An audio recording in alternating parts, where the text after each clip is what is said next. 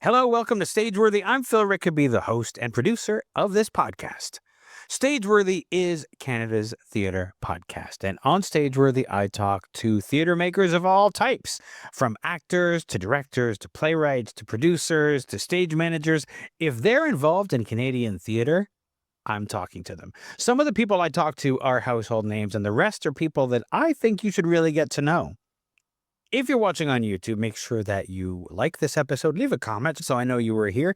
And if you like the episodes I've been putting out, hit that subscribe button and the bell icon so that whenever a new episode comes out, you'll get a notification that that episode is available.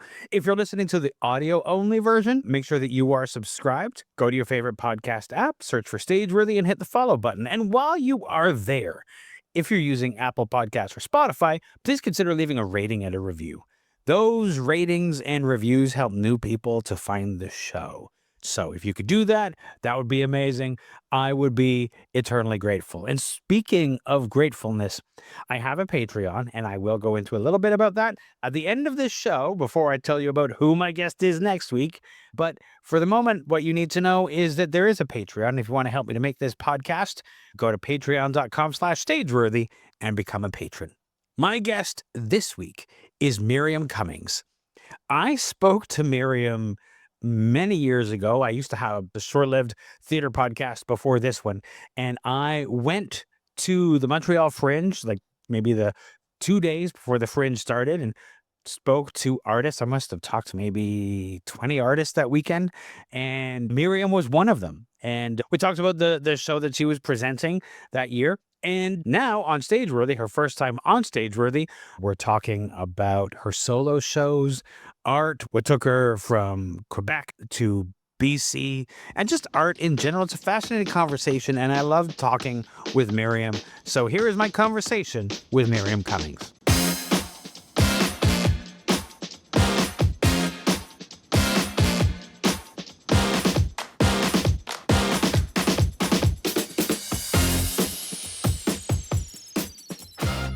Miriam Cummings, thank you so much for joining me. It's a pleasure to talk to you again, because many years ago, for a podcast with a different name, we did speak briefly in Montreal as you were preparing to do a show there. A lot has changed since then. So let's catch up, because that episode nobody can listen to anymore because that podcast is gone. So if you could you just introduce yourself? How do you describe what you do?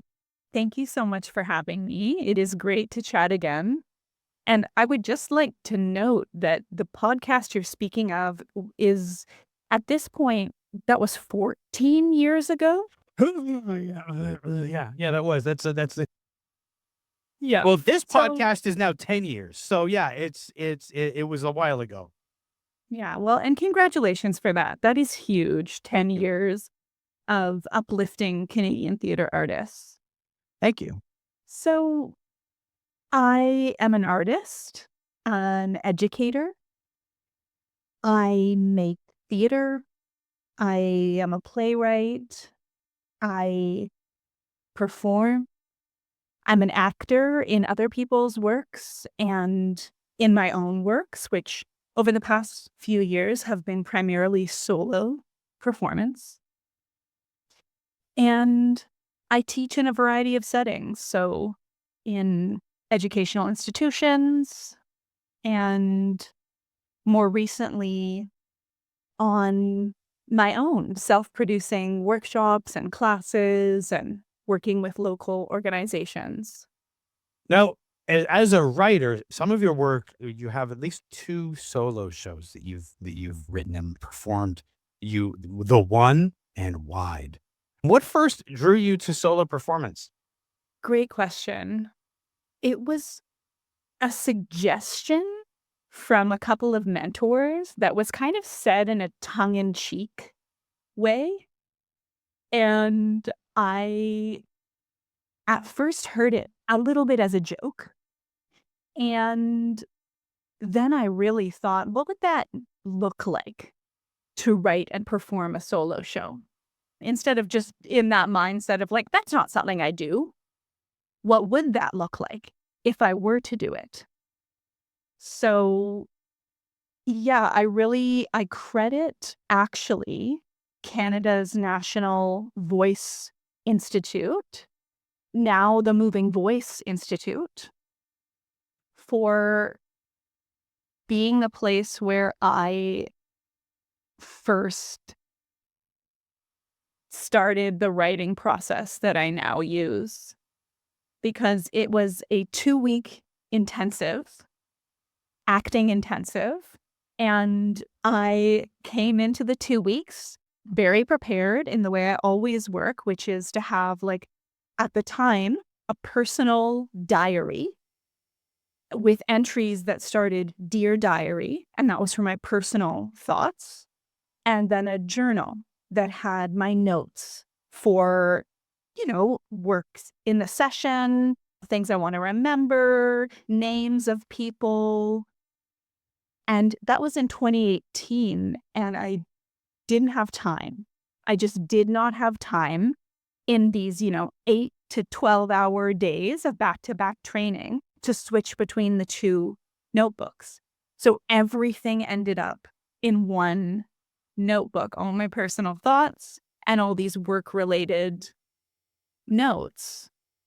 And that was the beginning of this impulse to share my own writing on stage. So the tongue-in-cheek suggestion was was that at this intensive that sort of that came to you? Yeah, it was, I believe it was the kind of celebration on the last day. We all got together to just relax and decompress and celebrate each other. And it was Jerry Trentham and Diane Roberts, who are still two of my most important mentors, asking me what's next and kind of inserting that little earworm.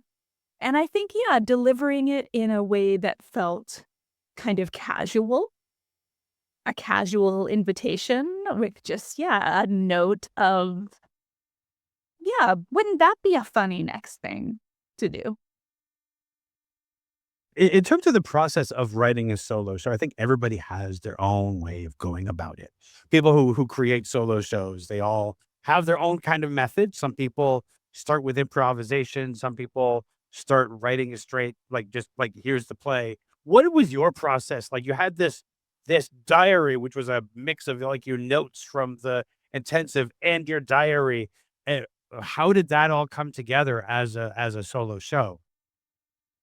Yeah.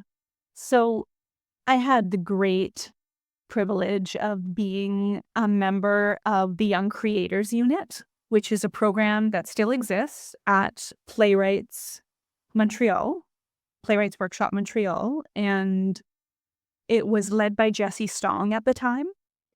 And it was a group of lots of theater artists, but some folks who did not explicitly consider themselves to be theater artists, people who were mostly quite new to writing for the stage. And it was, I think, an 8-month program with weekly meetings and a staged reading to cap it off at the end. And in that room at Playwrights Workshop Montreal was where I have felt more nervous than I ever have on stage or in the wings in my entire life. And it was the moment where a cohort member of mine, a brilliant comedian and writer, Kate Hammer, read my script aloud. And I was in the witness seat with the rest of the group, hearing my work read. And I don't think I was breathing. I certainly could not feel my body. It was terrifying. It was a kind of vulnerability that, as I say, I haven't ever experienced in the role of actor. How did that moment compare with the moment of first performing the solo piece? Ooh, great question. Oh, well, I first performed that piece, which would become The One, at the Montreal Fringe Festival in 2019. And, as we mentioned, I was no stranger to the Montreal Fringe. It still feels like a home to me. The people, the spaces, the energy. So there was a base level of comfort at the festival. And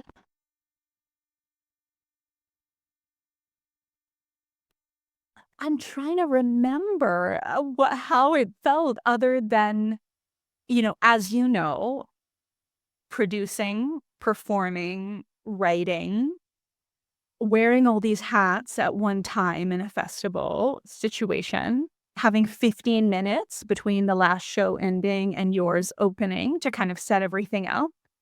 I think I know I felt nervous because I always feel nervous before I perform. But somehow there's still this kind of protection that comes for me with stepping into a character. So the one bounces between a few characters, one of whom is based on me and my experiences, but none of them are me, and I'm never speaking as Miriam. So yeah, it was different than that moment in the workshop where everyone in that circle knows, like, these are my innermost thoughts. I am creating characters, but this is Miriam. Yeah.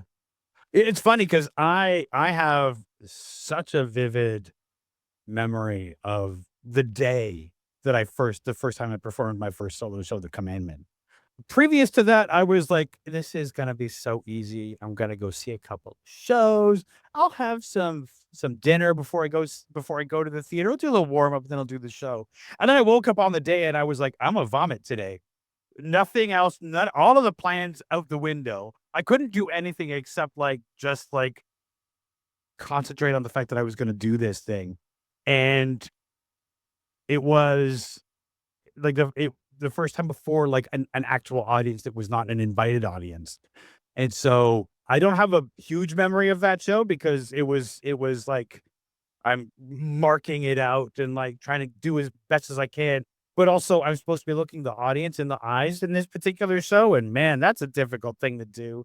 So it was a really nerve-wracking day, and I've never had another one like that. Well, I'm glad. Thanks for sharing that because it does trigger a memory that didn't I didn't remember doing this, but that was a bring your own venue show. So I had a few more shows over the festival than a traditional venue space. So I think I got to do the show like 7 or 8 or even 9 times.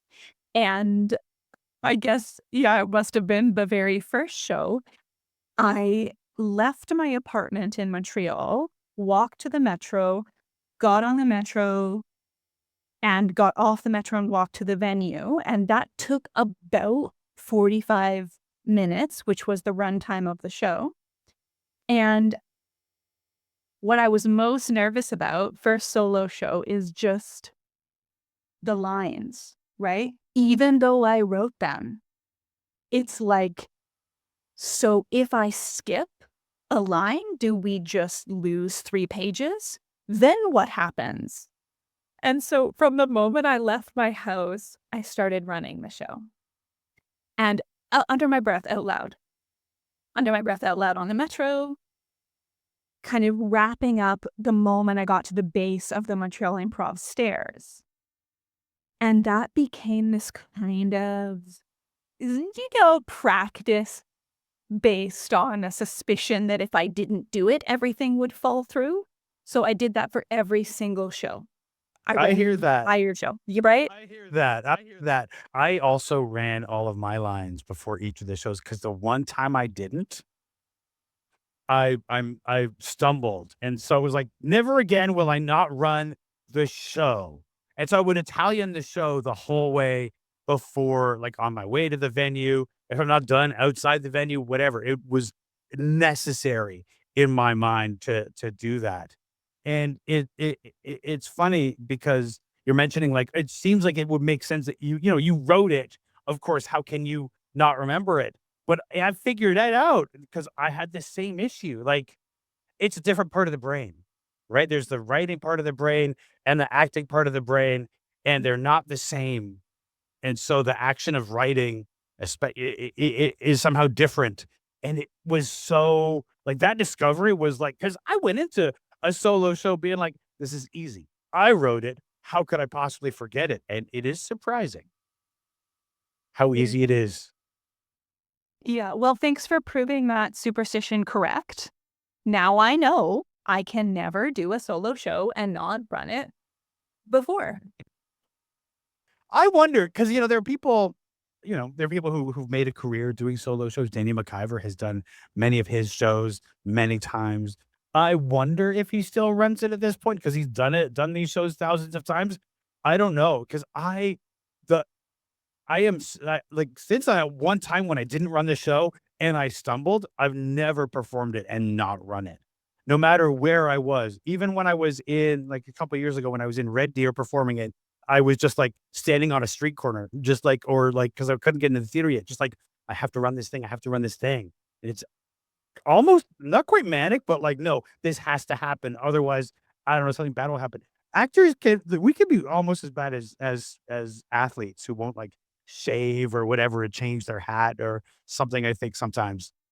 Yeah. Well, I think actors are athletes. Absolutely. What we do requires endurance, stamina, hundreds, thousands of hours of preparation, constant conditioning and training. So, yeah, we get to have our superstitions too, just like Absolutely. sports people. We have so many of them. Just add it to the list. That moment you were talking about when you were having your work read publicly for the first time, not even by you, like, reading it out loud. You've mentioned that, you called that, like, an aha moment. Tell me about how that was an aha moment and how that kept you writing. Yeah, it changed so much for me. That moment and that group, like being held in a space with other people who are working toward the same thing and are just as nervous. Maybe it doesn't express in the same way. Maybe they have a bit more experience, but it's just as vulnerable. And I think that writing for the stage and writing for myself challenged my perception of vulnerability as a theater artist.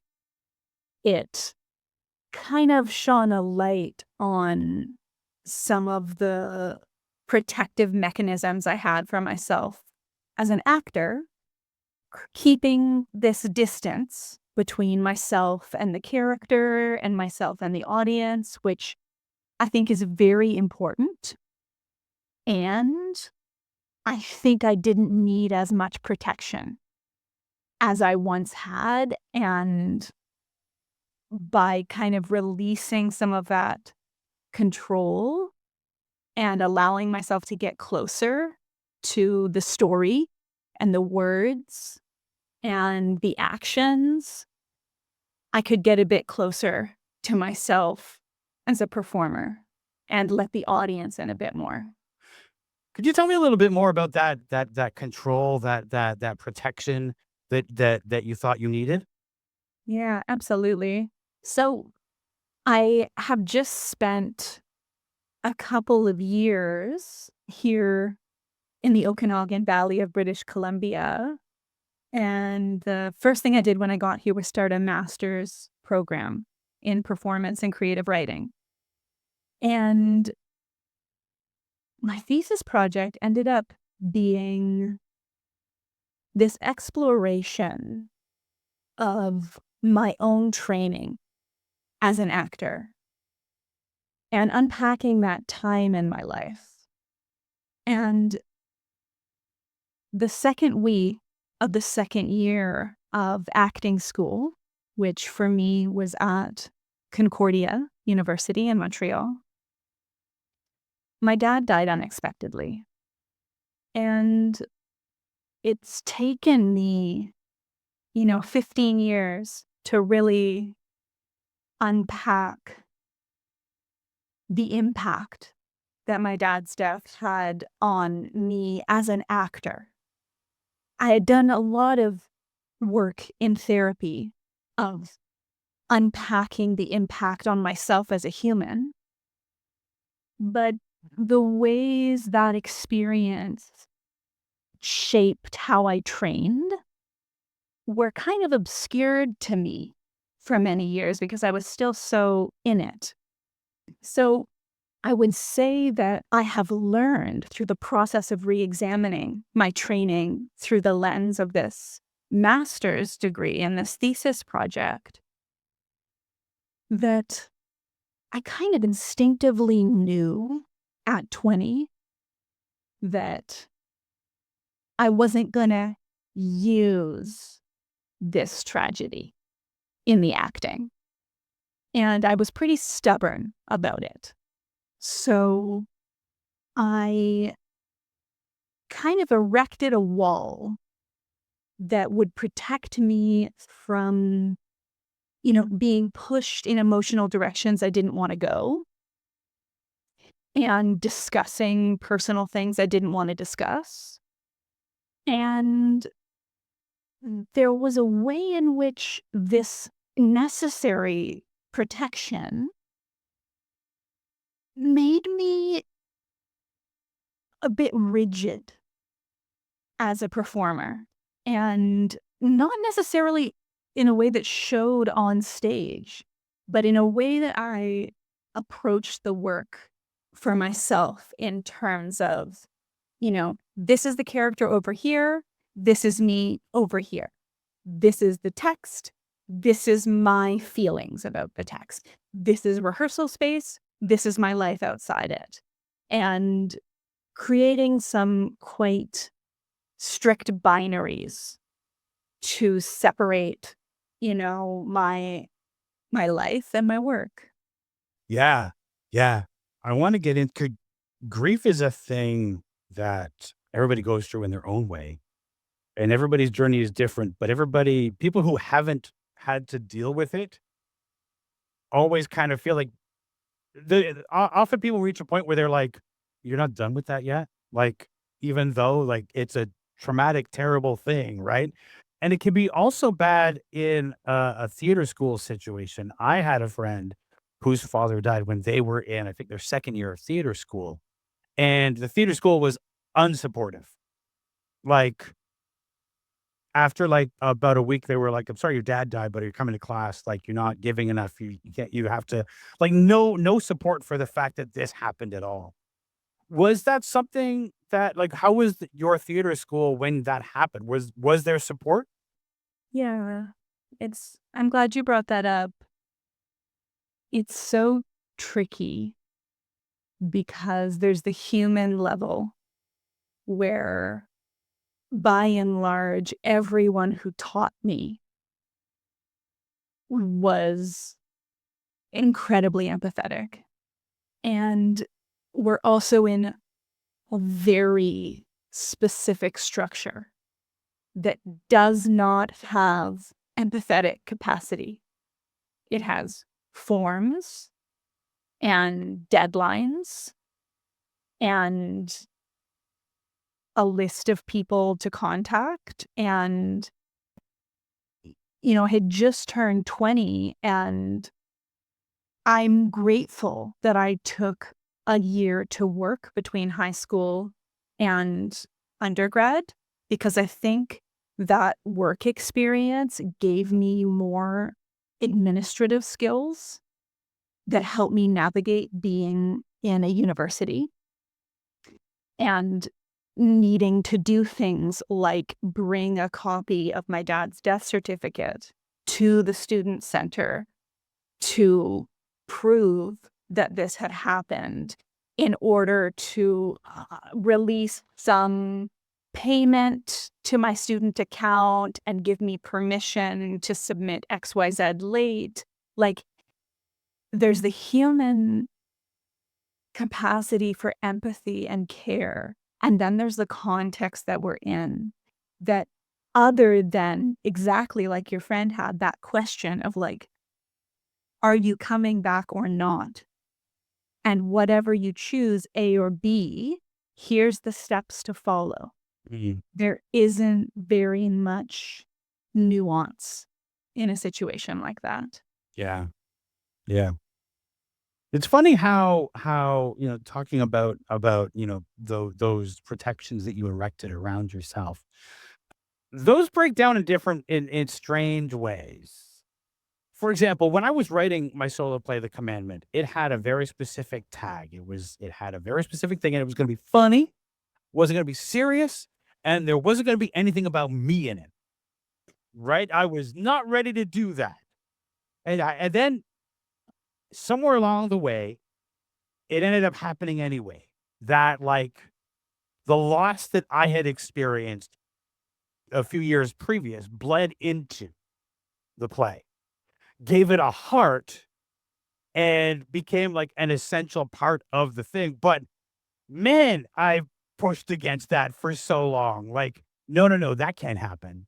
That is not something that we can have happen here." And then without my really wanting it to, it did, you know? And it's funny how we can have, like, the decision, "Oh, this is I need to be like this," and then it will break when I guess it needs to or when we're ready. Yeah. I think so much about what the work needs from the playwright seat, from the creator seat. And it can be so vulnerable to stay open to what the work needs. And for you, that decision, it's going to be all me in that it's a solo show, but there's going to be none of me in terms of vulnerable explorations of my inner life, which I think is a great description of kind of the barrier I expressed before. Like, I am going to excel. I'm going to get top marks. I'm going to get feedback that shows that I am doing well. I'm going to get cast. And I'm going to be formally excellent. And you don't get to know anything that's going on underneath.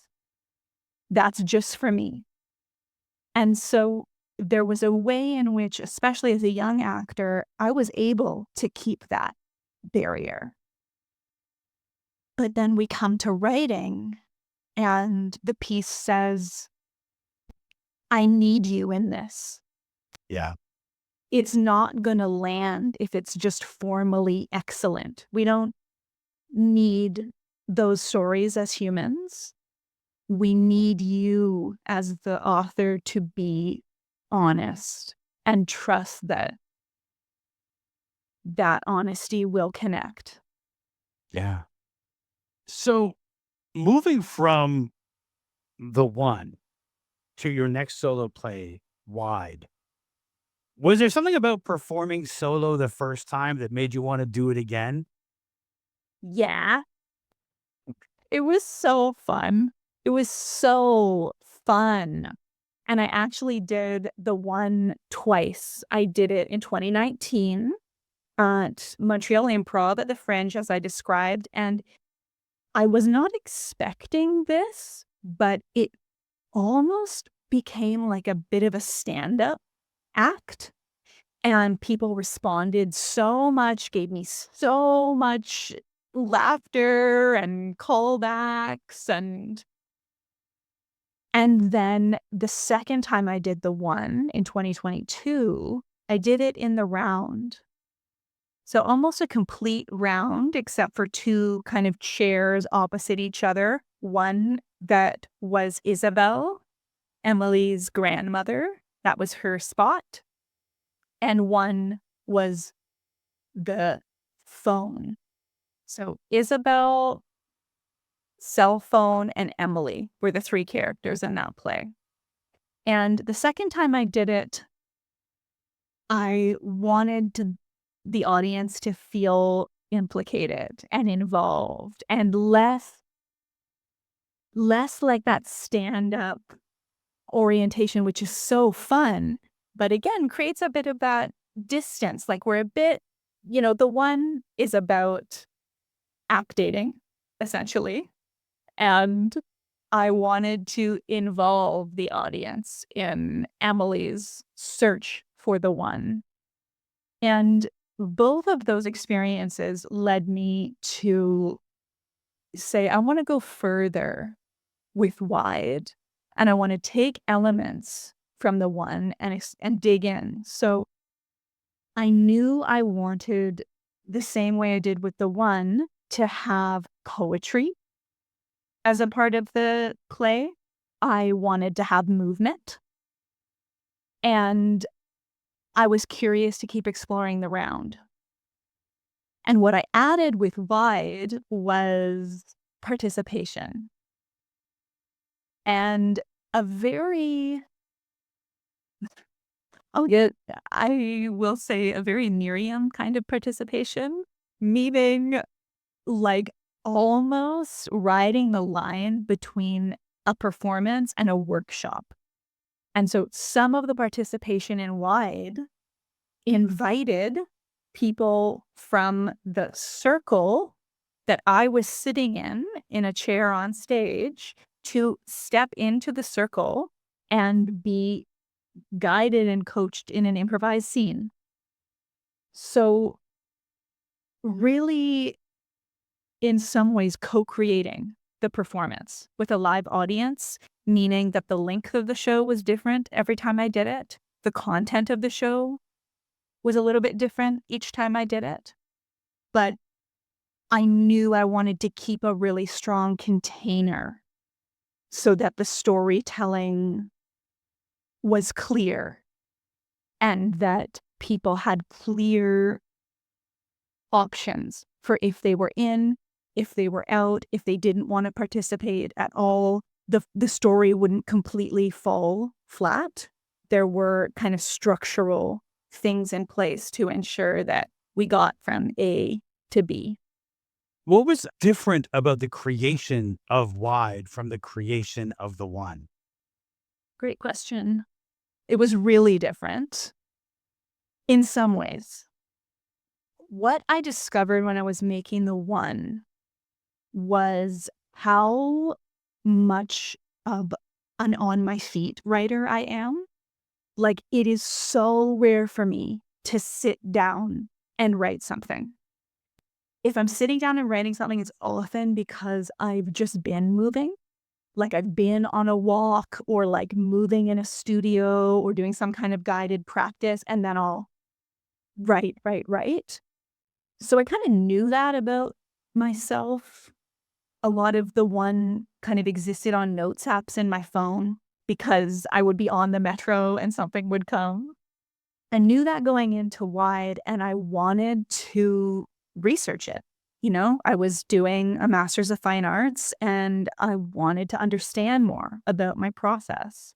So I created 6 development sessions over the course of 5 months, 4.5 months. And to each development session, I invited, sometimes there were 5 people, at times there were up to 40 people in the space. And we would come together and sit in a circle of chairs, and I would essentially try sections of the play. And what that looked like for wide was kind of games.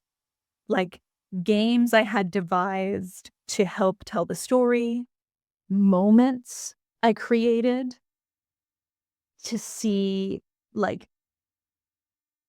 does it work to do this movement now with this sound? Does it work to do that movement with this sound into this poem?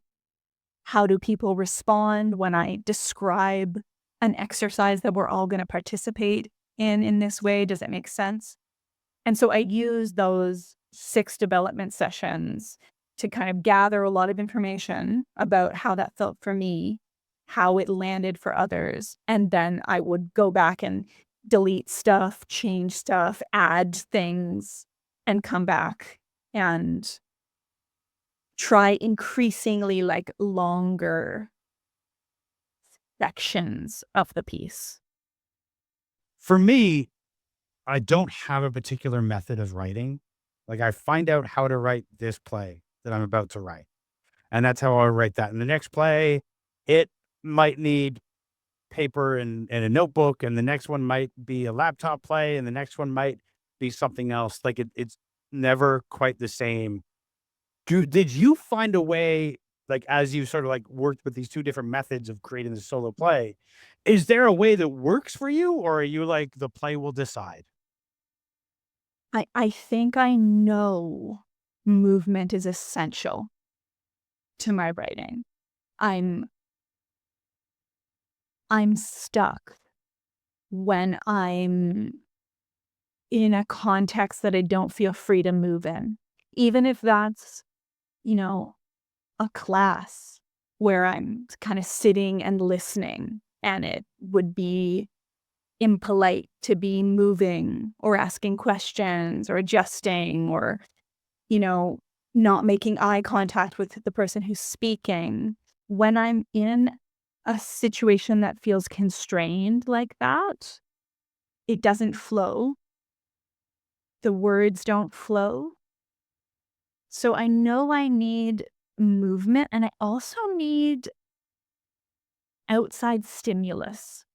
So often, to help build these invited development sessions, I would often be in the studio alone and start by reading from a text. I was very, very influenced by Jordan Tannehill's Declarations, which is a piece for an ensemble that is all declarations. It's a series of statements. And together with movement, it just forms this like beautiful, kind of abstract, really poetic story. And I was also really inspired by The Year of Magical Thinking by Joan Didion, which is it is a solo show, and it is direct address to the audience, and it is very specific and literal. So real contrast to the abstract poetic nature of Declarations. It is going through this loss of her husband, which is the true story for Joan Didion, and the subsequent loss of her daughter, and kind of giving things excruciating detail, the timing of things, the medical jargon. And so often I would read a text like this, and I would notice there's a moment in my reading where I feel an impulse to pick up my pen and write something. I feel an impulse to put on, deep underwater bubbles sound on Spotify and move around the room. So I think, yeah, whether it's a conversation with someone, reading, listening to music, um, witnessing other performance, like I really need outside stimuli to respond to in the writing process. Mhm. Interesting. I would like to move a little bit now into your education work. I would like to talk about the work that you do with people and how you think that everybody has the ability to have presence. They just need to be able to learn how to do it. Tell me about teaching with you and the work that you do. The title of Wide, one of the working titles was You Already Have It. And I believe that. I think that humans are experts in human behavior. And that's why even someone without acting training can see a film or a TV show or someone on stage and kind of read whether it's truthful or not. We're experts in human behavior.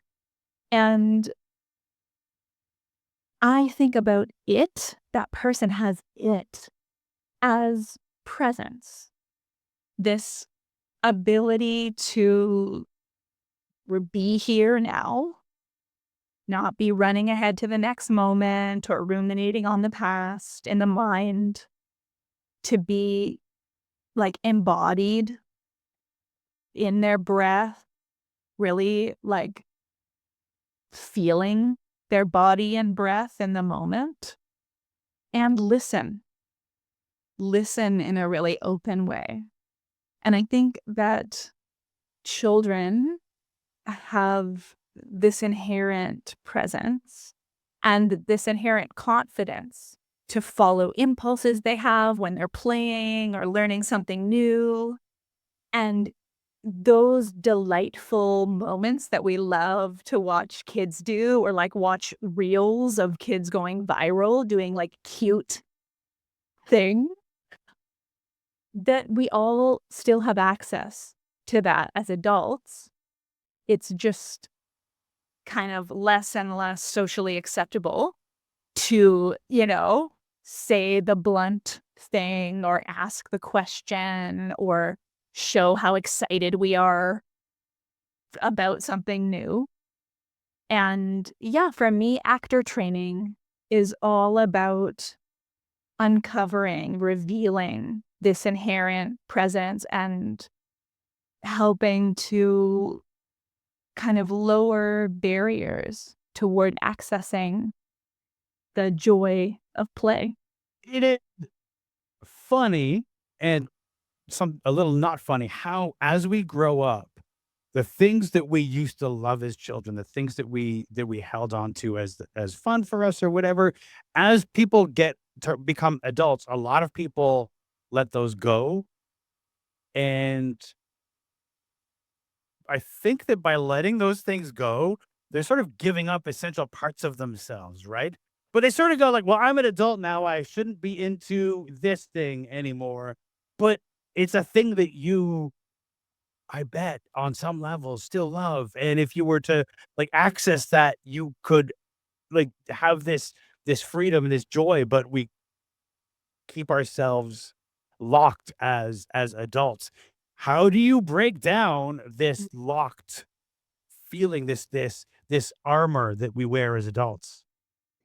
Yeah, it's funny you say that. I mean, I was teaching in Victoria, BC this past weekend, and someone found out about the class on a random Facebook group and in a comment that someone left. And afterward, she posted a little story on Instagram and said, I just came out of the most fun workshop.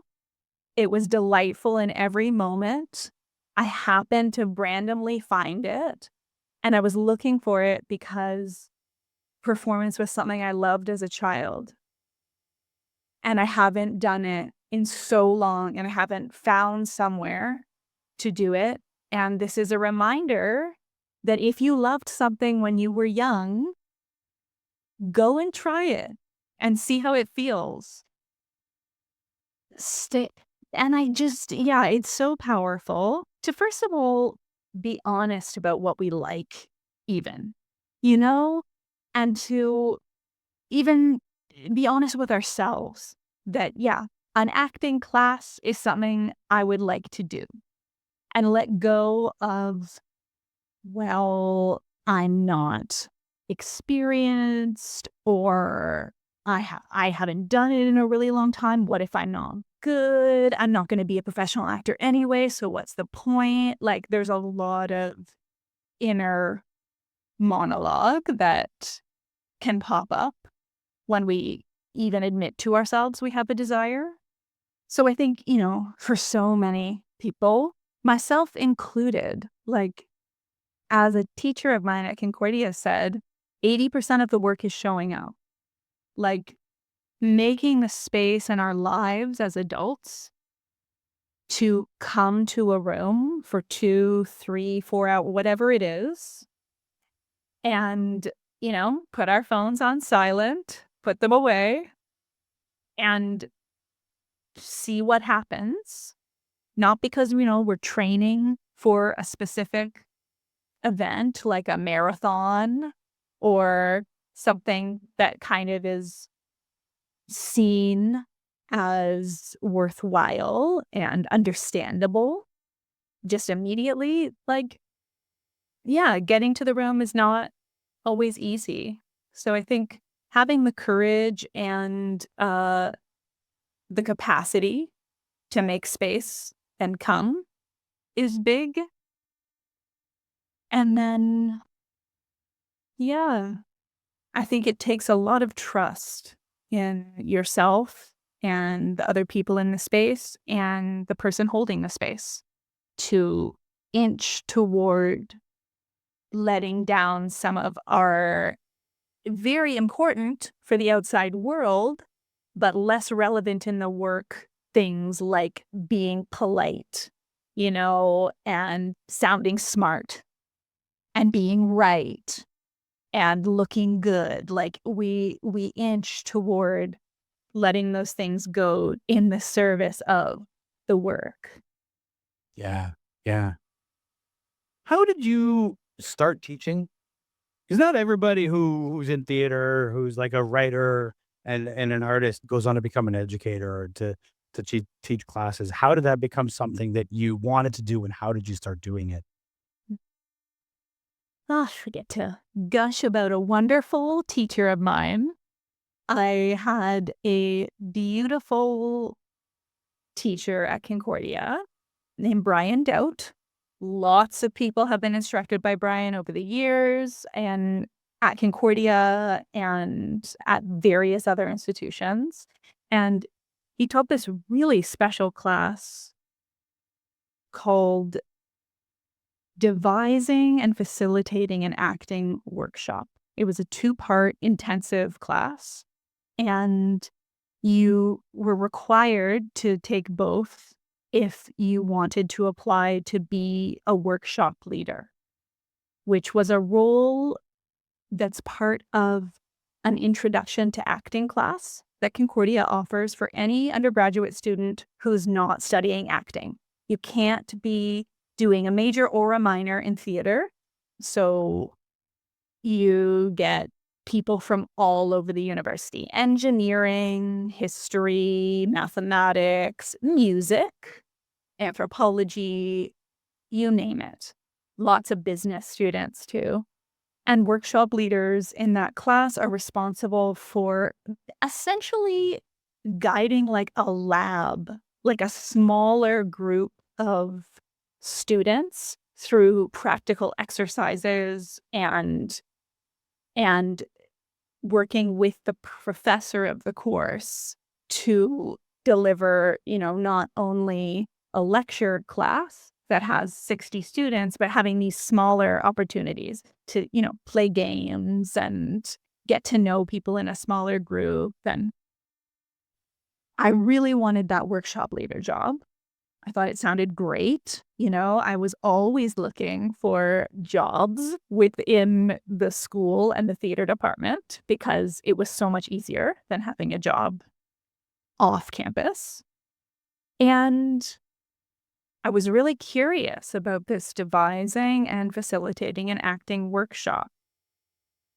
And to this day, it remains some of the most profound teacher training I've ever had. It really demanded that we look at ourselves and see our own habits and patterns and biases as artists and as leaders.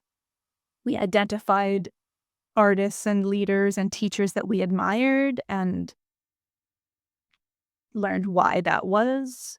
We had to write a teaching statement. We had to do a whole bunch of workshops where we led our peers. We had a lot of feedback on our teaching. It was really theoretical and really hands-on. And yeah, to this day remains the foundation of my teaching practice for a long time. I think really until maybe 3 or 4 years ago. That teaching statement remained my active teaching statement. Has it been adjusted since then? Yeah.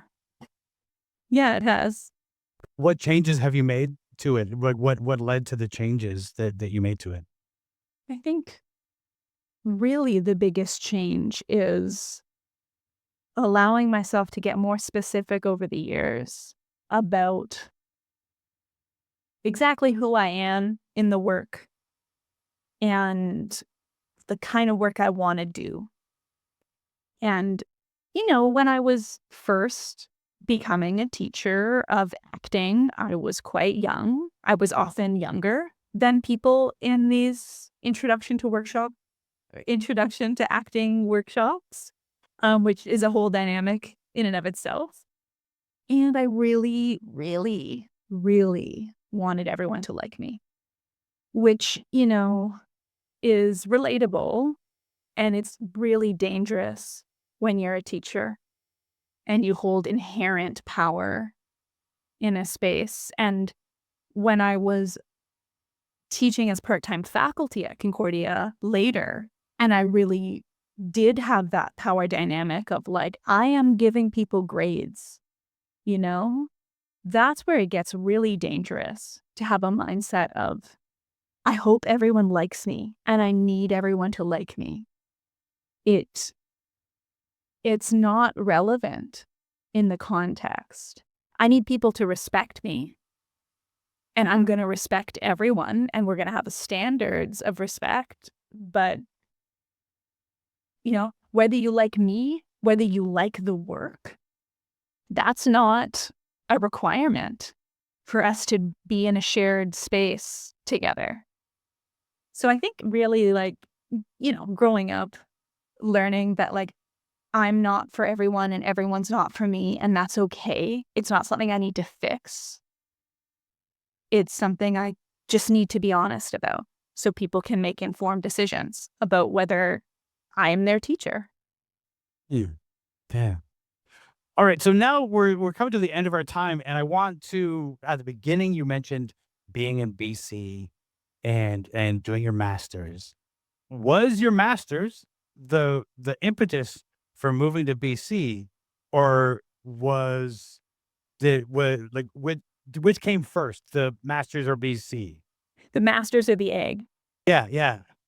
Great. Yeah, I visited BC for the very first time in my life in 2021. And I came out to Penticton, BC, which is an hour south of Kelowna, where UBC Okanagan is.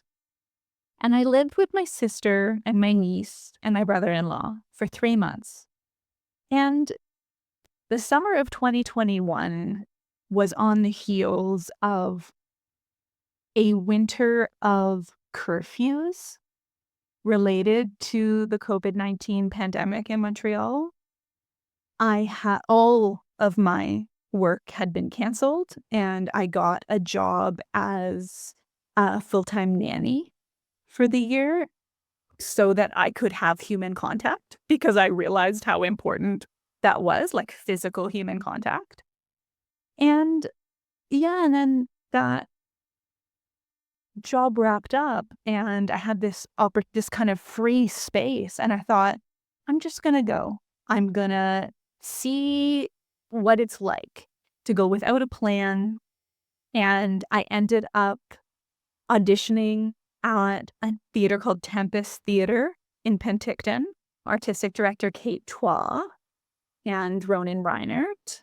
And that thing happens when you just align with a space at the right time, where my totally free summer with no plans turned into an intensive training at Tempest and a brand new devised show that I helped write and performed in, and doing teaching for Tempest within the city. So yeah, that was my first time ever in BC, and coming as someone who grew up in London, Ontario, very beautiful access to the Great Lakes, but incredibly flat.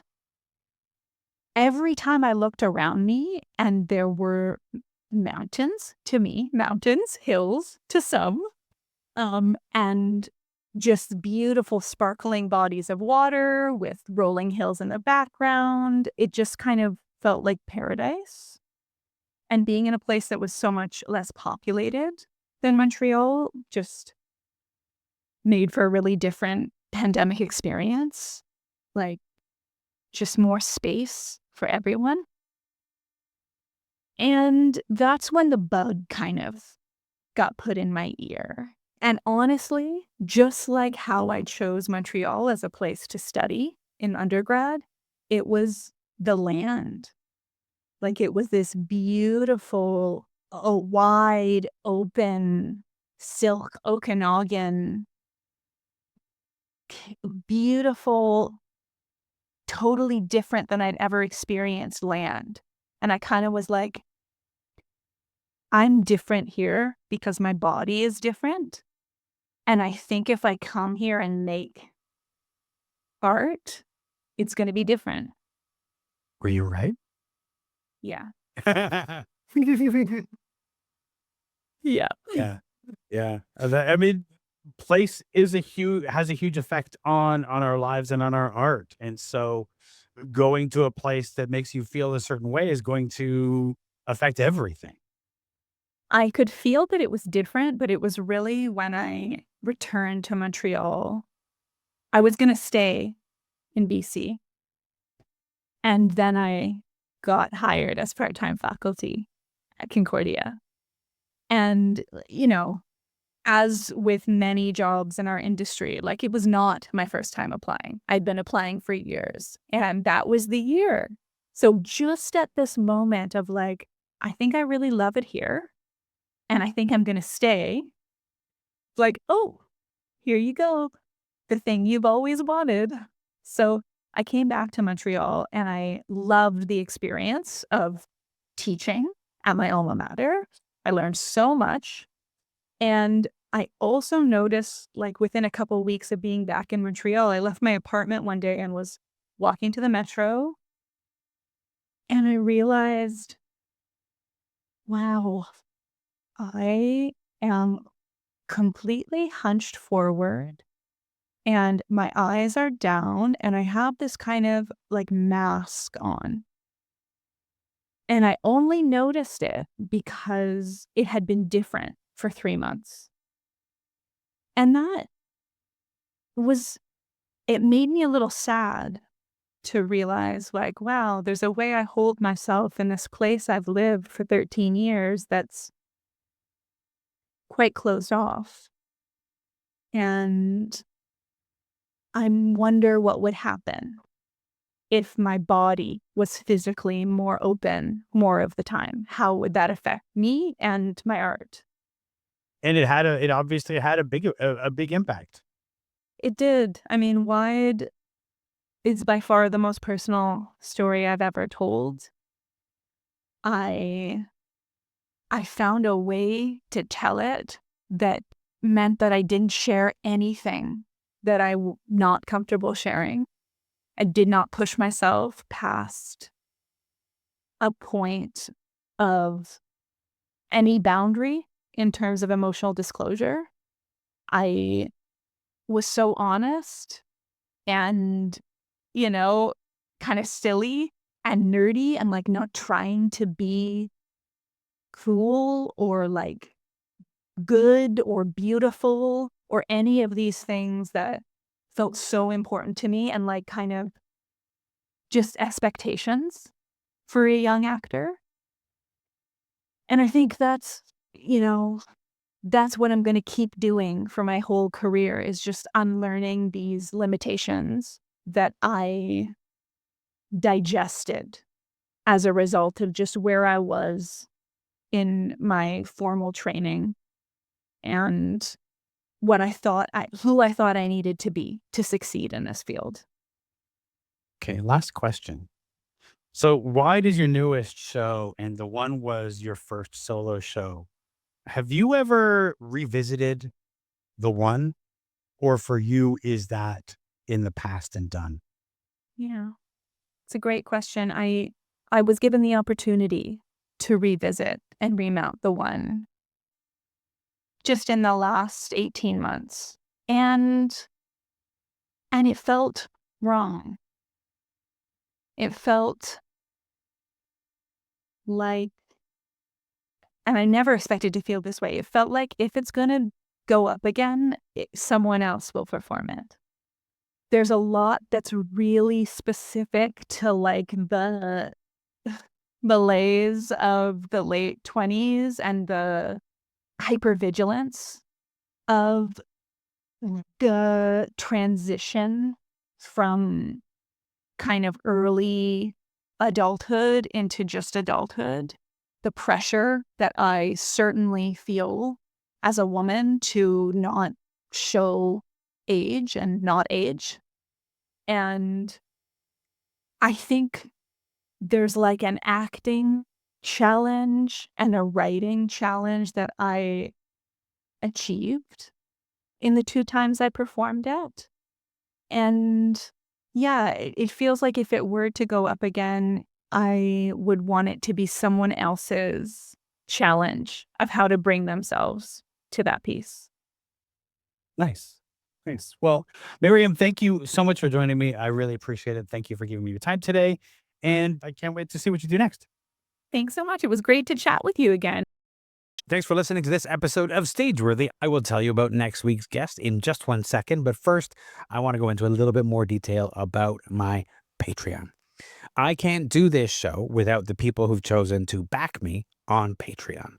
Putting on a podcast costs money, even though it's delivered to you, the listener, for free. It costs money to have website, to host the audio files, to distribute the podcast to all of the places where you people can get it. Editing software costs money.